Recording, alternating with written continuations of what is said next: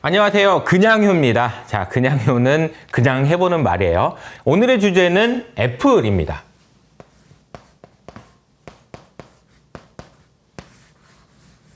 사실 이 애플이라는 회사는 여러분들이 가장 친숙하게 많이 알고 있는 회사이기도 하지만 사실 숫자들을 따져놓고 보면 내가 이걸 모르고 있었네? 라는 생각이 드실 거예요. 그래서 오늘은 이 애플에 대해서 한번 자세하게 이야기를 해보려고 하는데요.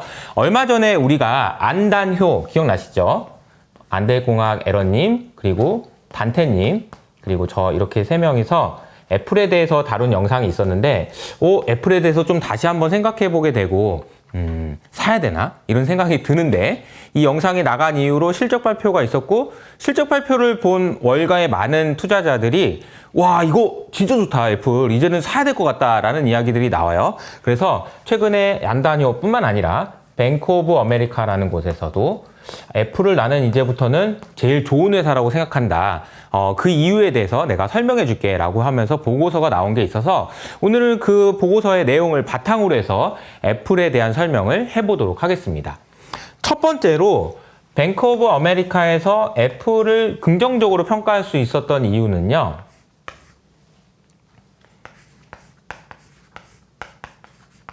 아이폰의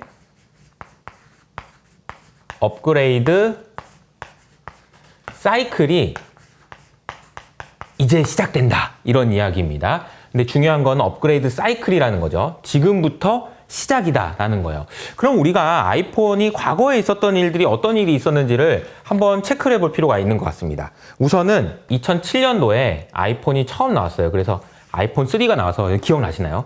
3G가 된다. 야, 핸드폰이 스마트폰이야. 세상에 너무 좋아. 라는 이야기를 하고 있었죠. 그래서 이때부터 모바일 혁명이 시작된 거라고 보실 수 있어요. 그런데 2007년 이후로 2010년이 되면은 아이폰 4가 출시가 되고요. 이때 나왔던 얘기가 무슨 얘기냐면은 레티나 디스플레이라는 이야기가 나와요. 그래서 와 화질이 왜 이렇게 좋아졌어? 이거 대박이다. 이러면서 야, 아이폰 바꿔야 되겠는데? 이런 이야기를 했었다는 거죠. 레티나 디스플레이뿐만 아니라 이때 당시에 이제 무슨 이야기가 나왔냐면은 전면 카메라가 나옵니다. 그래서 이때 셀카를 찍는 것이 이때부터 가능해졌다는 거죠. 2010년도부터는 후면에만 카메라가 있는 게 아니라 전면에도 카메라가 있어서 카메라로 이렇게 셀카를 이렇게 찍는 그런 일들이 가능해지긴 했습니다. 이런 식으로 업그레이드가 이제 의미 있는 업그레이드가 됐다라는 거고 또 한 번 업그레이드는 2014년에 있었던 아이폰 6가 애플페이가 진행됐다라는 겁니다. 애플페이가 있었다라는 거고요. 그리고 또 3년이 지나서 2017년에는요. 드디어 아이폰 X가 출시됩니다. 그리고 X에서부터 시작된 게 뭔지 혹시 기억나시나요? 바로 페이스 아이디가 가능해지고요. 안면 인식이 가능해졌습니다. 그래서 홈 버튼이 이때부터 없어졌어요. 그래서 아이폰이라는 것이 과거에 보면 2007년부터 조금씩 바뀌었지만 의미 있는 변화들은 이런 식으로 굵직굵직하게 있었다라는 거죠. 그럼 이제 우리가 이때 X를 저희 직원분 중에서도 얼마 전까지 X 썼는데 이번에 바꿨는데 큰 차이가 없는데요? 라고 얘기하세요. 실제로 아이폰이 겉모양만 보면 아주 큰 변화는 없었다라는 거예요. 그래서 2024년이 된 시점에서 우리가 아이폰이 업그레이드 된다면 어떤 식으로 업그레이드 될 수 있느냐? 그리고 그것을 왜 업그레이드 사이클이라고 이야기하느냐? 라고 생각을 해보면 결론은 AI가 되겠습니다. 자, 아이폰에 AI가 들어가는 거라는 거죠. 그래서 6월 22일 날 있을 WWDC 행사에서 아이폰에 AI가 들어가면 어떤 모습이 될지, 어떤 것이 바뀔지에 대한 이야기가 구체화될 걸로 예상되는데 시장에서 생각하고 있는 것은 이런 것 같아요. 말을 지지리도 못 알아듣는 시리가 드디어 우리 말을 알아듣기 시작합니다. 그래서 예를 들면 이런 거죠. 아이폰을 열어가지고 딱 누른 다음에 유튜브에 들어가가지고 이호석 아카데미를 찾고 이호석 아카데미에서 최근에 무슨 영상이 올라왔는지 본 다음에 딱 누르고 이런 식으로 영상을 볼 때까지 제가 한번 눌러야 되잖아요. 뭔가를. 근데 그렇게 하지 않고 말로 아이폰 이호석 아카데미 채널에서 가장 최근에 나온 영상 틀어줘 라고 하면 얘가 말을 알아듣고 영상을 틀어준다는 거죠. 사실은 그게 별건가 라고 생각할 수 있지만 우리가 핸드폰과 이야기를 할 때 이야기할 수 있는 수단이 뭐예요? 요거잖아요. 엄지손가락. 엄지손가락을 이렇게 하다 보면 나의 생각을 아무리 빨리 타자를 치더라도 빨리 전달할 수가 없는데 그냥 말로 하게 되면 얼마나 더 쉽게 전달할 수 있겠어요. 그래서 시장에서 생각하는 것은 AI로 아이폰이 업그레이드 시작되는데 업그레이드 사이클이라고 했습니다. 이번에 아니더라도 좀 더 좋은 AI가 다음 버전에 들어갈 수 있고 그 다음 버전에 들어갈 수 있다는 거죠. 이것이 중요한 이유를 쉽게 설명드리면 이런 것 같아요. 여러분도 그런지 모르겠지만 핸드폰 바꾸려고 할 때 와이프한테 허락을 받아야 되잖아요. 여보, 이번에 핸드폰 새로 나왔는데 좀 바꿀까? 이렇게 얘기를 하는 거죠. 그러면 아유, 얼마 쓴 지 얼마나 됐다고 또 바꿔! 이렇게 얘기를 하겠죠. 그러면 이제 여러분이 이렇게 얘기할 겁니다. 아니야, 이 핸드폰이 있잖아. 이렇게 하면은 저 달도 찍을 수 있어. 아니, 달을 언제나 찍는다고 이렇게 또 바꿔! 이렇게 얘기를 하겠죠. 그런데 만약에 아니야, 이거 시리가 말을 알아들어! 라고 하면 그래? 그러면 한번 바꿔야 되나? 라는 생각을 할 수 있다는 거고, 결과적으로는 이 AI가 들어간 아이폰을 사람들이 얼마나 더 교체하려고 하느냐가 핵심 포인트라고 보시면 되겠습니다. 아시는 것처럼 과거에 비해서 아이폰이 내구성이 좋아지다 보니까 자주 바꾸질 않아요. 원래는 2년마다 한 번씩 바꾸다가 3년? 4년 돼도 쓸만하다라는 거죠. 그런데 AI가 들어가는 거는 이건 못 참지라고 하면서 바꿀 수 있느냐? 그것이 애플의 실적에 굉장히 긍정적인 영향을 줄 텐데, 우리가 이것을 기대할 수 있는 이유는 뭐냐면요. 바로 팀 쿡이 실적 발표에서 이렇게 이야기했기 때문이에요. 뭐라고 얘기했냐면요.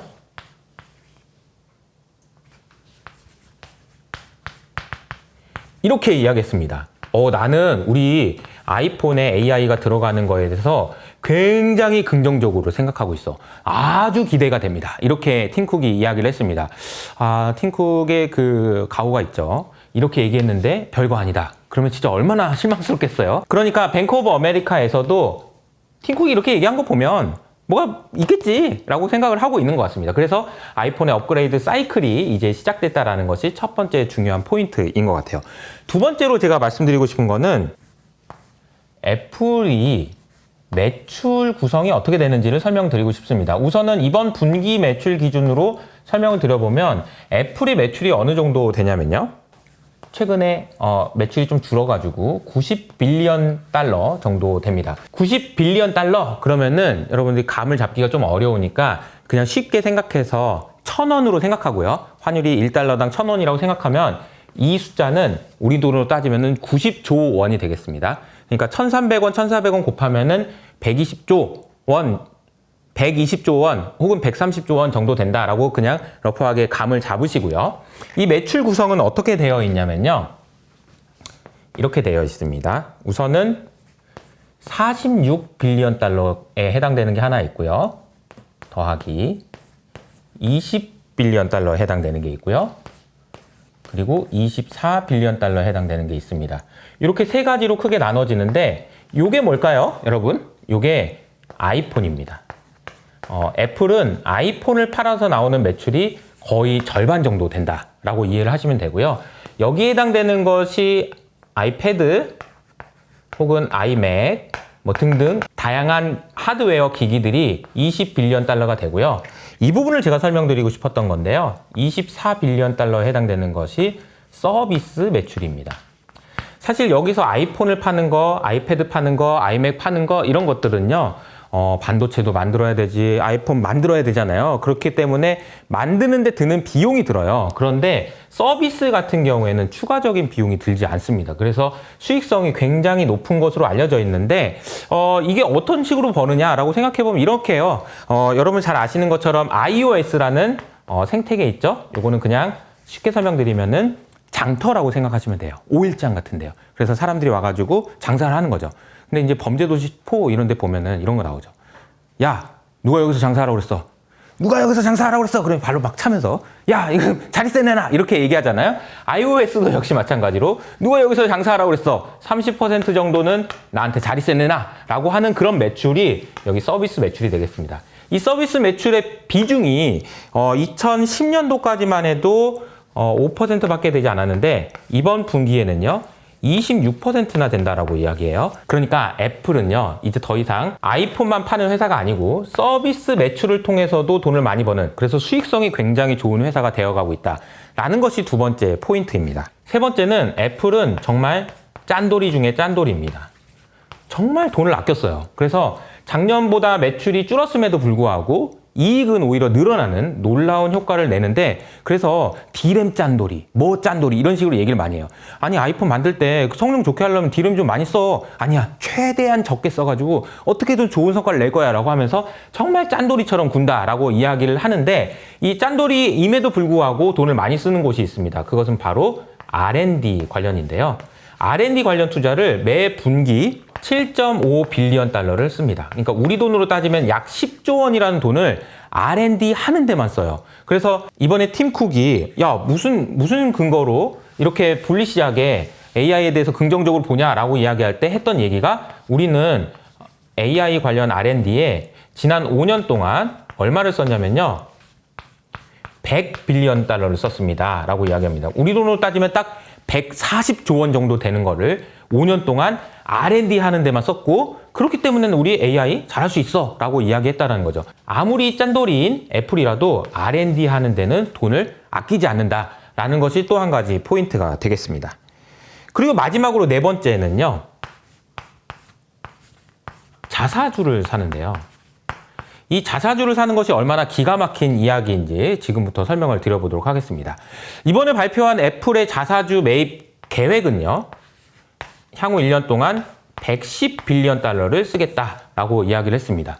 잠깐만, 100 관련된 숫자들이 몇 개 있는데 잘 생각해보면 매출이 거의 100 분기에 100 빌리언 달러죠. 그러니까 1년으로 따지면 매출이 400 빌리언 달러 정도 나오는 거고요. 우리 돈으로 따지면 500조 원 정도 되겠네요. 그리고 R&D 관련해서는 5년 동안 100 빌리언 달러를 썼다라는 거고요. 여기서 설명을 안 드렸지만 한 해 이익도 역시 100 빌리언 정도 될 것 같습니다. 올해 이익이요, 순이익이요. 그런데 자사주를 그것보다 더 많은 110 빌리언 달러를 산다는 겁니다. 우리 돈으로 환산하면 150조 원이나 되는 돈을 자사주를 사는데 쓰겠다라는 건데요. 이 말의 의미는 뭐냐면요, 애플이라는 회사가 이런 식으로 아이폰도 팔고 서비스 매출 내고 이런 식으로 해서 매출이 나와요. 그래서 현금이 생기죠. 근데 이 현금을 보고 이거 어디다 놓을까? 라고 생각을 하는 거예요. 어제 나왔던 버크셔 해더웨이의 주주총회 보면은 버핏은 돈을 200조 원 가까운 현금을 지금 쌓아놨어요. 그 돈이 너무 많이 남았는데, 아니 금리 5% 주는데 뭐하러 뭘 해? 라고 하고 있다는 거죠. 근데 애플은 어떻게 하냐? 이 엄청난 돈을, 150조 원이라는 돈을 어떻게 하냐? 자기 주식 사는 데 씁니다. 다른 거 그거 뭐 사업해봐야 뭐 아예 됐고, 우리 주식 사는 게 훨씬 더 수익성이 좋아 라고 판단한 거고, 그만큼 자신감이 있다라는 의미가 된다라는 거죠. 진짜 이래도 되나? 라는 생각이 좀 들 정도인데요. 참고로 애플이 가지고 있는 프리 캐시플로우라는 개념이 있거든요. 이 개념의 의미는 사실 우리 슈퍼패스를 들으신 분들은 잘 아실 텐데, 프리 캐시플로우가 대략 한 1년에 100 빌리언 정도 됩니다. 그러니까 쓰고 남는 돈이 100 빌리언 정도 된다라는 얘기고, 그 돈을 다 써도 상관없다라는 이야기인 거죠. 실제로 작년에는 애플이 가지고 있는 현금이 22 빌리언이었는데 올해는 34 빌리언까지 늘어날 걸로 예상됩니다. 그러니까 이렇게 돈을 쓰고도 돈이 계속 쌓이는 구조다라고 이해를 하시면 됩니다.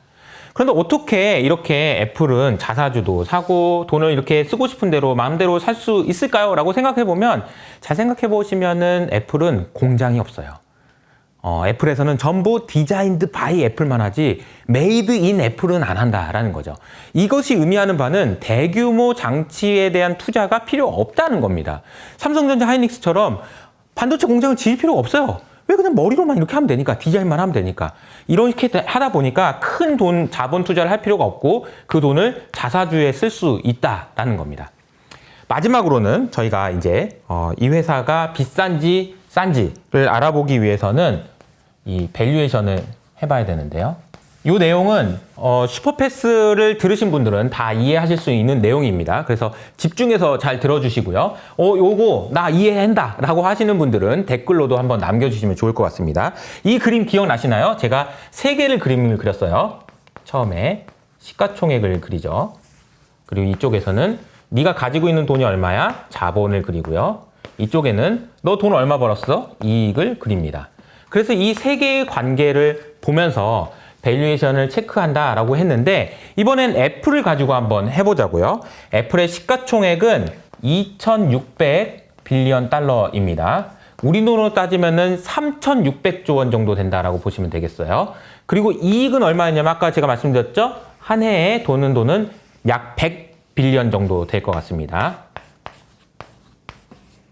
그리고 자본은 얼마냐? 너 돈 얼마나 있니? 지금 얼마나 있어? 계속 뭐 자사주 사가지고 소각해버리고 그럼 자본 얼마 없겠네? 네, 실제로 얼마 없습니다. 그래서 얼마가 있냐고 봤더니 70빌리언 달러 있어요. 보통 일반적으로 보면은 우리가 너 돈 얼마 있어? 그리고 그 돈으로 얼마 벌었어? 라고 얘기할 때 한 10% 벌었어요 라고 이야기하면 대박이다. 그렇게 많이 벌었어? 라고 이야기하거든요. 그래서 현대차의 자본을 보니까요. 현대차의 자본이 우리 돈으로 111조 원 정도 있더라고요. 근데 올해 아마 13조 원 정도 돈을 벌 것 같습니다. 그러면 대충 비율이 얼마 정도 되죠? 한 12%에서 13% 정도의 ROE라고 얘기할 수 있죠. 이걸 ROE라고 얘기하는데요. 야, 그러니까 돈을 이 정도는 버는구나. 잘했다. 그러면 너 PBR 한 배 정도 줄 수 있겠다. 이런 식으로 얘기한다라는 거죠. 근데 놀랍게도 애플은 가지고 있는 자본보다 이익을 더 많이 냅니다. 70을 가지고 있는데 100을 낸다는 거죠. 그래서 ROE를 계산하면 얼마가 되냐면은 무려 150%가 나옵니다. 10%만 나와도 대박, 박수! 이렇게 하는데 애플은 ROE가 150%라는 거죠.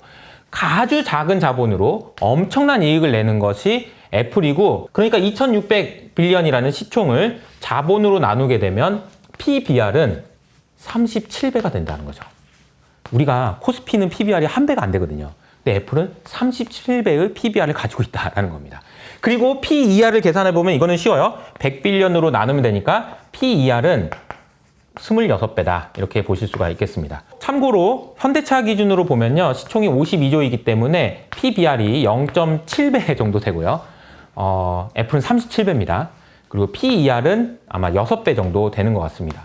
그러니까 우리나라에 있는 많은 기업들이 이렇게 자본을 많이 가지고 있어야 되느냐? 사실 보면은 공장도 지어야 되지, 뭐 투자도 많이 해야 되는 게 있는데 애플은 그렇지 않고 R&D 투자를 과감하게 하면서도 공장을 짓거나 이렇게 하지 않기 때문에 자사주 매입을 적극적으로 하면서 자본을 줄이는 그런 정책을 쓸 수 있다라고 보시면 되겠습니다. 자, 이 정도 설명하면 여러분 어떤 생각이 드세요? 애플에 대해서 조금 더 이해가 되셨나요? 저는 그래서 이 내용을 보면서 가장 중요하게 생각했던 것이 결과적으로는 이거예요. 서비스 매출도 좋은데 매출의 50%를 차지하는 아이폰을 이 AI 때문에 와이프의 허락을 받고 살 수 있을 것이냐? 이게 핵심입니다. 그리고 이것은 결국은 온 디바이스 AI라는 그런 이름으로 시장에서 많이 알려지게 될 것이고 5월, 6월 달에 걸쳐서 AI가 어떻게 AI를 넣은 아이폰을 출시할 것이냐에 시장의 관심이 집중될 것 같습니다. 자, 이번에 슈퍼패스를 들으신 분들이라면은 모두 이해하실 수 있을 겁니다. 그런데 제가 좀 보람을 느꼈던 부분은 이런 거예요. 슈퍼패스 하는 동안에 여러분 이거 시총은 얼마고 이거 다 계산해 봤거든요. 계산해 보면서 이거 싸요 비싸요? 이걸 들으신 분들이라면 애플이 싸요 비싸요 대답을 하실 수 있을 것 같은데, 그래서 우리가 이 내용을 할 때마다 할 수 있다 할 수 있다를 외쳤거든요. 근데 댓글에 이런 댓글이 있더라고요. 할 수 있다고 이야기할 수 있게 해줘서 고맙습니다, 이런 댓글이 있었는데 저도 뭉클하더라고요. 그래서 좀 보람도 느끼고 합니다. 그래서 제가 이 슈퍼패스 진행을, 라이브 코칭하는 내용들을 다시 한번 진행을 해보려고 준비 중인데 나 이번에 슈퍼패스 듣고 싶었는데 깜빡하고 못 들었다 라고 하시는 분들은 밑에 있는 댓글을 통해서 알람 신청을 해주시면 저희가 그 내용을 보고 더 꼼꼼하고 자세하게 준비해가지고 더 완벽하게 준비된 라이브 코칭을 통해서 슈퍼패스를 다시 한번 열어보려고 하니까요. 밑에 있는 댓글을 통해서 알람 신청을 해주시면 감사하겠습니다. 자, 오늘 그냥 요는 여기까지입니다. 내용이 좋으셨다면 구독과 좋아요 버튼을 잊지 마세요. 그 애플 지금이라도 사면 되네. 나는 샀는데.